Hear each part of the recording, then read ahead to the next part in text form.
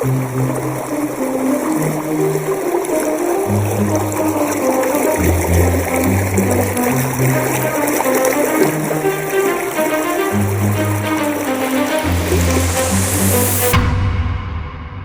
call it the Orara River.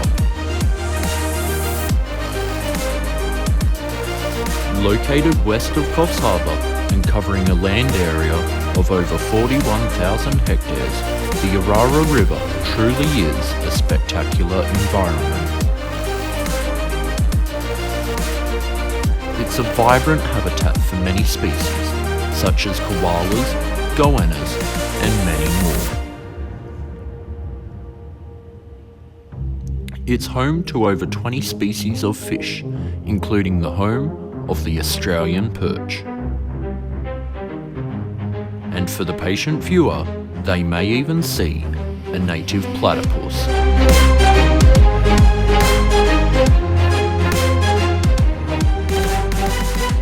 Some call it the crystal waters, but I call it home.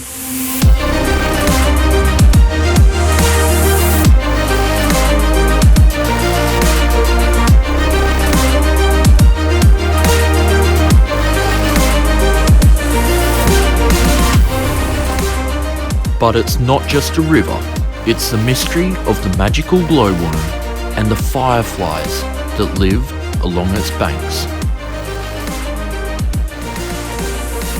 It's the livelihood and the income for hundreds of farmers that raise beef and dairy and depend upon it. It's a small hub for a vivid agricultural industry. But preeminently, it is the water source for over 80,000 people.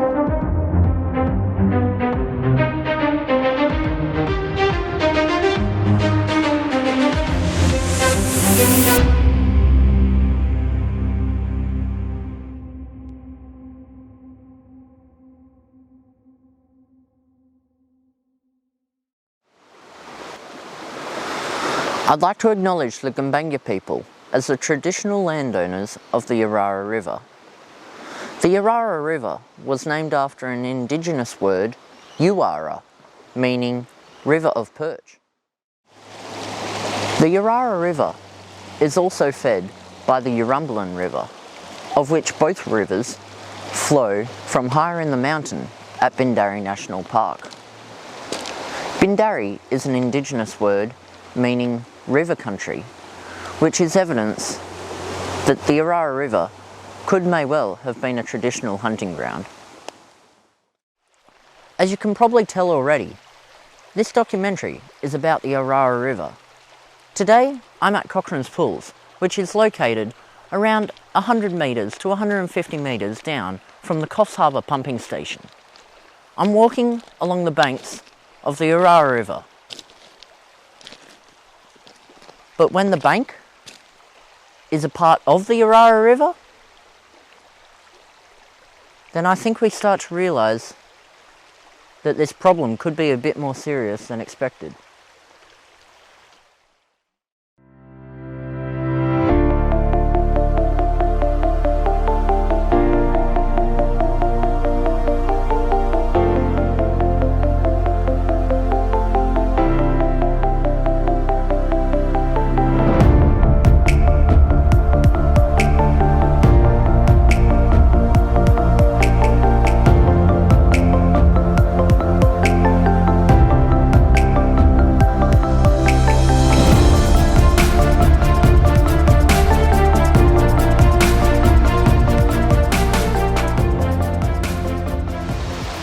It's quite evident that erosion on the Orara River is a very real problem.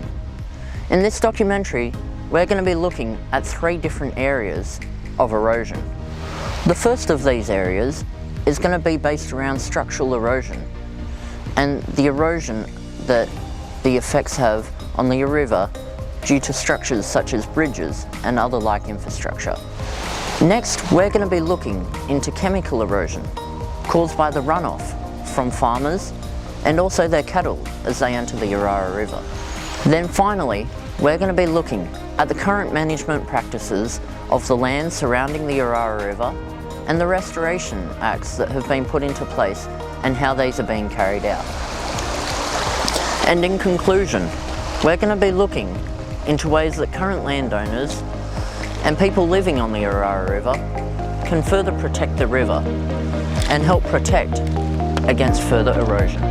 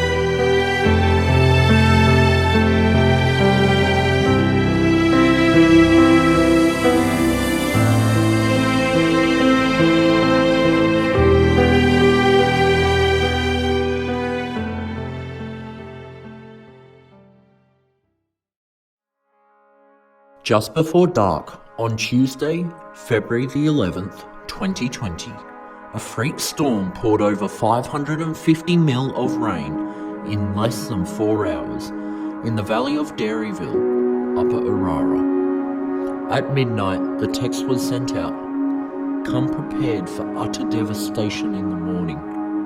The Engelhard family found themselves huddled on the back of the couch, holding their dog, pet rabbit, and a chicken as over 1 metre of water rose up through their house at an alarming rate.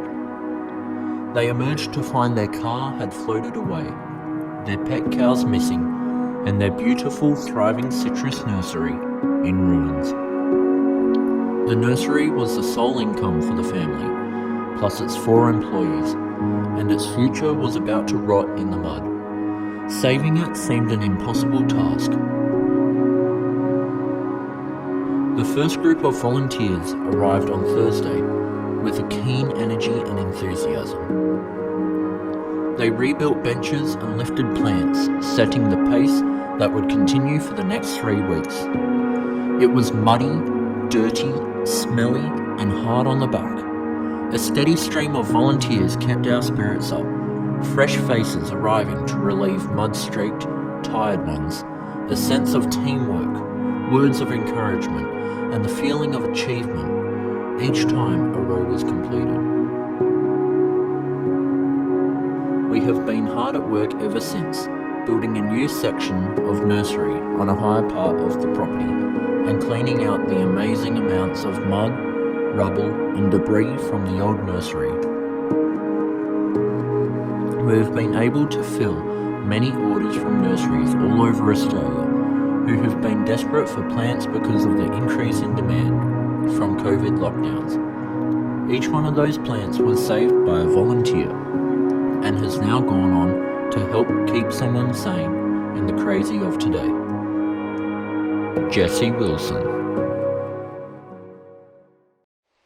The story of the flooding at Eagle Heart Citrus Nursery truly is a tragic one, but the way the community rallied around and helped out after the flooding truly was amazing. While I was there as a volunteer, I overheard John, who is the owner of the nursery, talking about the effects that the new bridge had had. Today I'm here to interview him and to see what he thinks the new bridge did to impact the flooding. So, what's your opinion on what's happened with the bridge? Well, the bridge was built, I think, in 2009. It used to be a wooden bridge, and the wooden bridge was a lot smaller. The pillars were smaller, and when you look at the structure of the bridge, once the water hits the concrete on top, basically it can't go anywhere. It's like a barrier of about 1 meter in the middle of the flow. And so what happened was the water was damming up all the way here because it couldn't go this way anymore.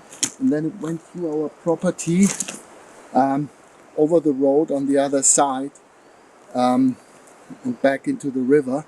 So unfortunately our property, our house, was in the way of that new stream. So we tried to talk with council when they built the bridge. Also when we had another flood in 2014, which was not as bad. But we saw already what was coming because we realized once the water hits that concrete, it can't go anywhere except in our house and our property. So we tried to talk with council, with the engineers, but they just didn't want to. And we decided not to go to court, even though basically the property is now in direct line of the flood. So that's what happened. We tried to talk to council. They just ignored it, didn't acknowledge it. But I think everyone can see that once the water hits the concrete of the bridge, of the top, it can't go anywhere anymore. It's like a dam. So that's what we think happened. Yeah, okay. And how much land do you think you've lost? Oh, we didn't lose a lot of land. The damage was more the flood damage. We lost maybe 50 square meters or 100 square meters. The neighbors lost a bit more because they're upstream.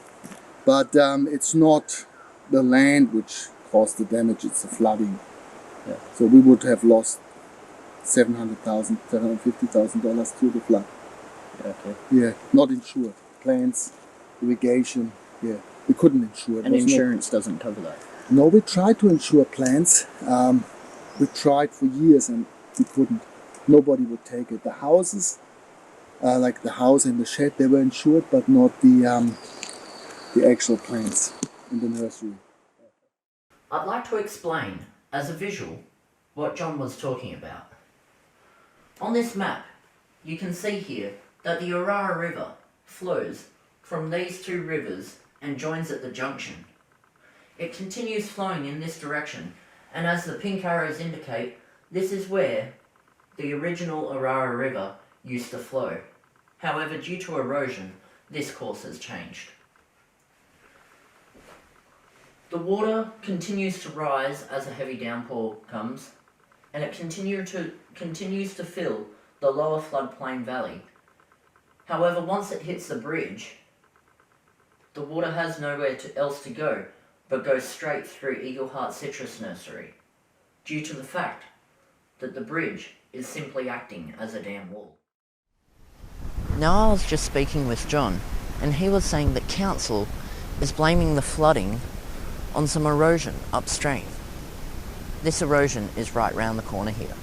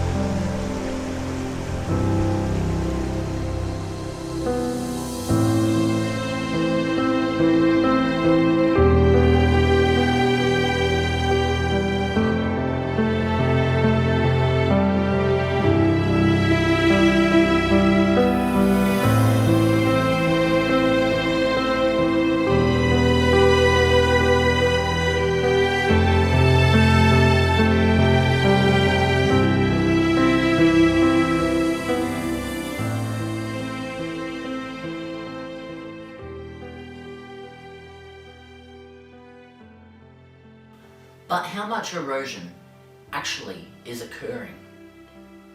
Well, as you can see by this map behind me, on this side we've got one image, and as the bar comes across, we also have another image over here. These two images were actually taken from an aerial view 11 years apart. And every flood, the bank continues to retreat. Originally, the creek bed never used to be here, but since logs fell across the entrance, the creek was rediverted. This image was taken on July 2011. As we can see, it's relatively small and we still have shrub growth through here. Down through here, we also have a small trickle of a stream left from the original river.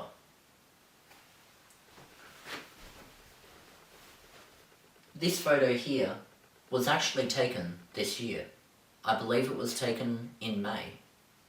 As we can see, so much has changed, and we also see a lot more rock exposure along the creek bed.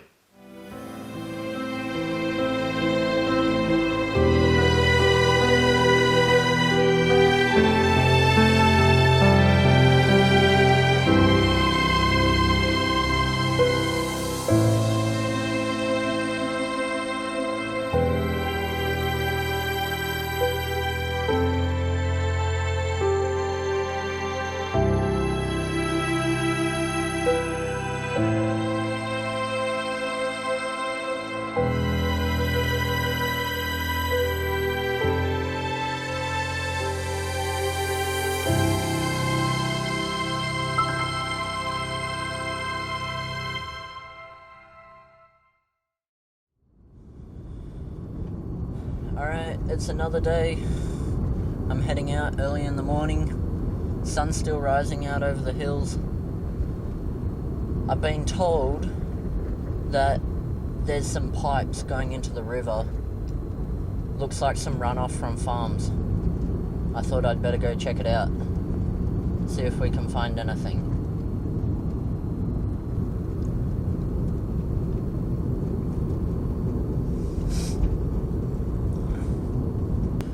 Heading out early in the morning. We've got 4 stops on this trip. Someone suggested I do the topic of chemical erosion.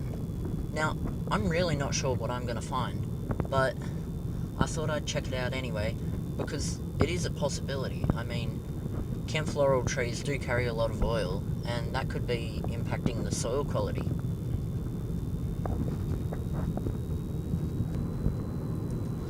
When you look into soil quality, the things you're looking at is like the salinity of the water, which can affect the soil, also the electrical conductivity, and you're also looking at the general pH level. We do this with a multiple number of tests, but today I'm just going to look at the pH test because I find it unlikely that the water's going to be that salty because we're nowhere near the ocean. When you do a pH test, there's multiple ways you can do it. One way is with an electronic reader, where you simply insert it into the water and it will test what the pH level is. Another way is with litmus paper, where you insert the litmus paper in, compare that with a coloured chart, and that will tell you what pH level it's at. The other way is that you go and take a sample from the solution, then you add drops of dye, and the dye will change based on the chemicals that are found within the solution, and then you compare that against a chart. Today we're going to be using the pH test using litmus paper.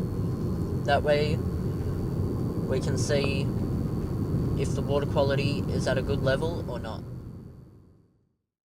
Although time does not permit me to display the whole entire testing process that I undertook, I have tabulated the results and displayed them in a graph pictured here. As we can see, the pH level based on water quality really isn't very different along the river at all, compared to the standard 7 as the typical water quality. This really isn't that bad. Due to the fact that I knew cows were entering the river, I decided to do an electronic conductivity test as well, just to be sure that this wasn't posing a threat to chemical erosion. Now, I don't want to go debunking chemical erosion altogether, because, I do think it is a very serious problem in some parts of the world. However, on the Orara River, it doesn't appear to be a threat to erosion, and I don't believe that this is the primary cause.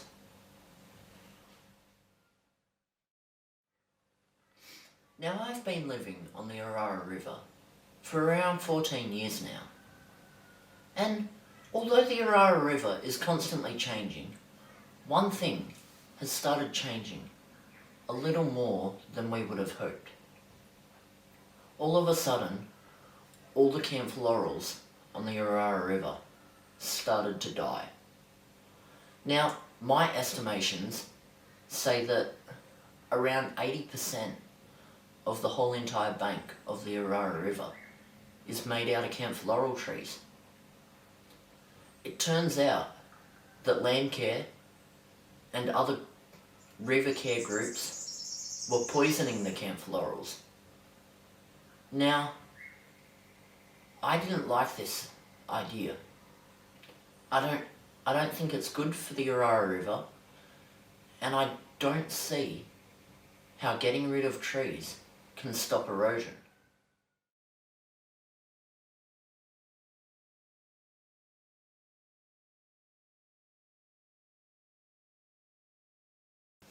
But you see, I'm not an expert in this area, so I decided to interview Sean Morris from Coffs Harbour City Council about the camphor laurel situation.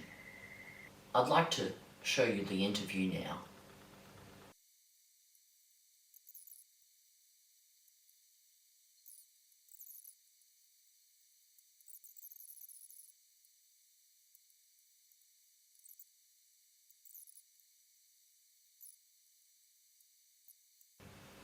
Although I'd love to show you the whole entire interview, the full-length interview goes for around 45 minutes, so fitting that into this documentary seems a little impossible.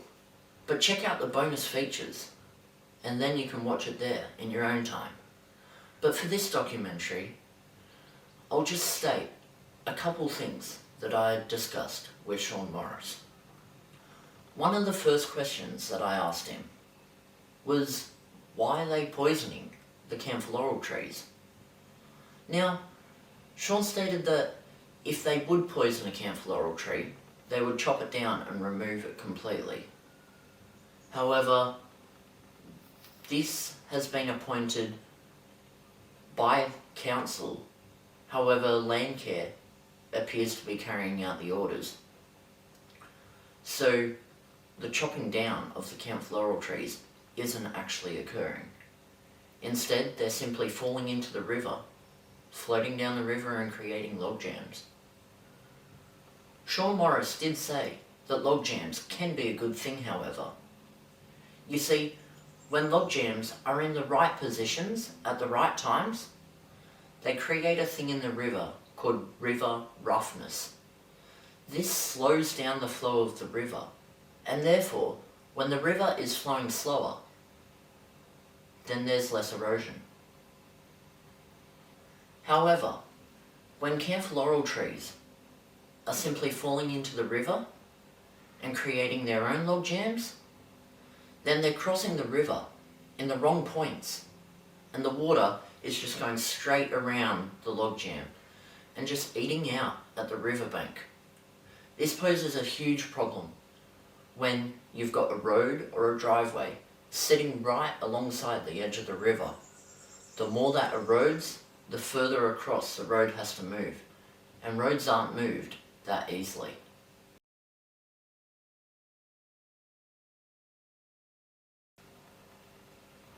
So what is Council trying to do to manage the erosion on the Orara River? Well, one of the first things is that they're removing the log jams above the water, however leaving logs that are left under the water so that then that can provide a natural habitat to repopulate fish species and also species of invertebrates. The second thing is that they're encouraging all landowners to increase their riparian boundary. What's a riparian boundary, you may ask? Well, pretty well it's the distance of trees before you have anything on the riverbank or a road beside. This splits up the two, and when the flood hits it, it's not eating away at just paddock edges. It's got that tree to stop the soil eroding and to hold it there. Another thing I talked to Sean Morris about was the way a river flows. He said the primary flow direction is called the meander. After that, you can have sub-meanders, and when they occur in the wrong place, that can be a huge problem. In our case, there's a point of erosion concern over here. Now, if you look closely, the river follows this meander round this way. However, in current days, due to a log jam that has formed just in front of the point of erosion concern, it's flowing over the road and heading down in the direction of Cochrane's Pools. If this continues and carries on for too long, particularly in large floods, then the road's going to be cut off completely. The Coffs Harbour pumping station is no longer going to have water supply. That means that Coffs will soon run out of water if nothing is done. We have to keep the river flowing in the same direction. If we allow it to erode and choose a sub-meander at the shortest point, then I don't know what's going to happen.